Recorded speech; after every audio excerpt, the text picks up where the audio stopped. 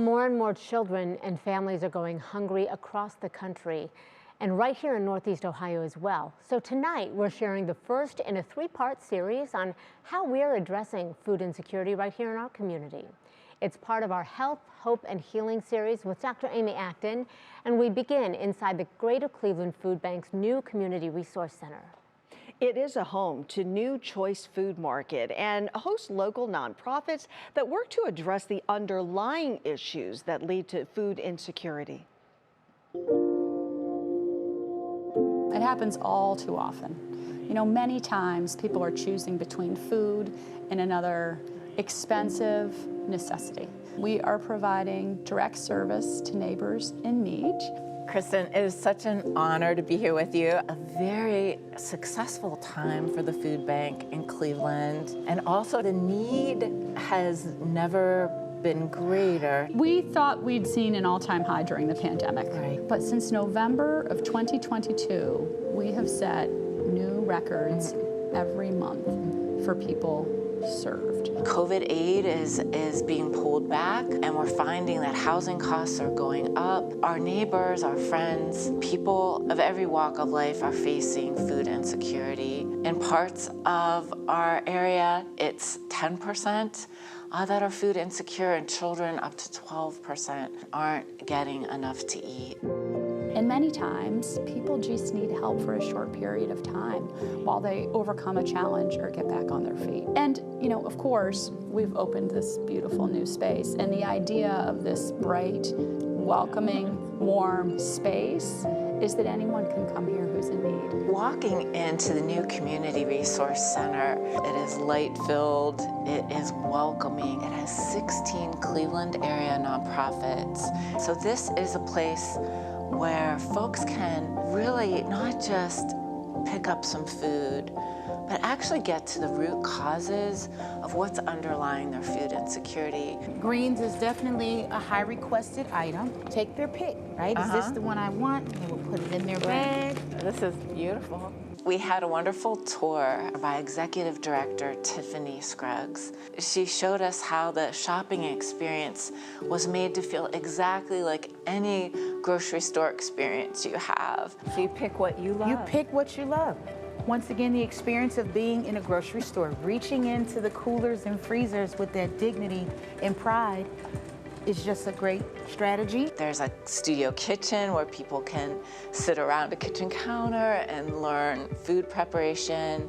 There's a library area for kids to read books. Having access to a healthcare clinic at this location is groundbreaking. The computer lab, having minority and women-led organizations join us like the Diaper Bank of Greater Cleveland.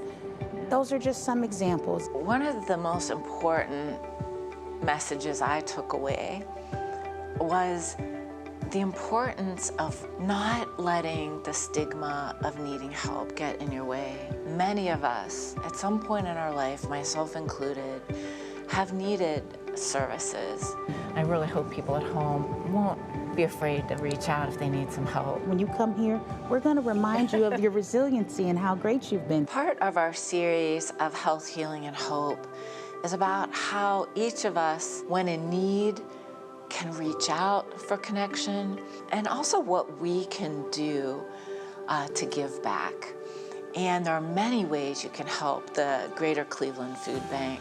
There is so much that Ohioans can do to help, in addition to financial contributions, which are so important because they help us buy food that's critical for our distribution. We also need advocates. And the other way they help to end food hunger is one person at a time. Volunteering is a wonderful way to build relationships and give back in a way that is so meaningful. That's great. You know, that volunteering, I'm hoping to teach my kids that too. You know, that was so impactful. Dignity being so important. You know, let's talk about the food insecurity though. Why are we seeing that on the rise in this country and here in Northeast Ohio? Yes, Lena, we are definitely seeing it all over Ohio and all over the country. Part of it is post-pandemic, we thought that was the high, but this is higher yet, and every month there's more and more need. And a lot of it is due to the loss of aid, but it is also inflation. We all know going to the grocery store right now, it's tough. So people who are right on that edge are really struggling. Yeah. You know, you brought up a great point about dignity and adding dignity to help reduce the stigma here. Help us understand what that does to people, to add that little bit of dignity to them. Because it's hard, it's gotta be hard to go to a food bank and admit, I need some help. It is, and what people don't realize is 2 out of 3 people right now are doing some sort of adjustment to their food buying. 60% of college students are food insecure, elderly on a fixed income.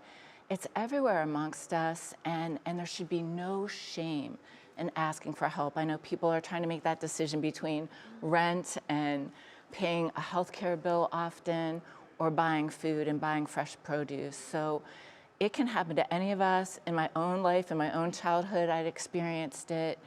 When you need that help, don't hesitate to ask, and you'll get a chance someday to pay it back. Yeah, and we do want to let people know that the help is out there. So the food bank's Muni Lot distribution officially ends on Thursday, and so are they hoping that people then visit the Community Resource Center after that? Right, we have known these lines. I was driving to the Community Resource Center once, saw a line that just went on block after block. Wow. So the need is great, but coming to the Community Resource Center allows the team to really help you. They have 16 nonprofits, everything from healthcare and dental care to helping you with childcare, job searches. So they really want to be able to see you, know you, have a relationship. Yeah, that healthcare clinic is amazing. Yeah, it is. It's truly an amazing thing that the Greater Cleveland Food Bank has brought to bear. And it's so welcoming, it's so warm. It's like a grocery store when you're in there, and the produce is amazing. So really check it out.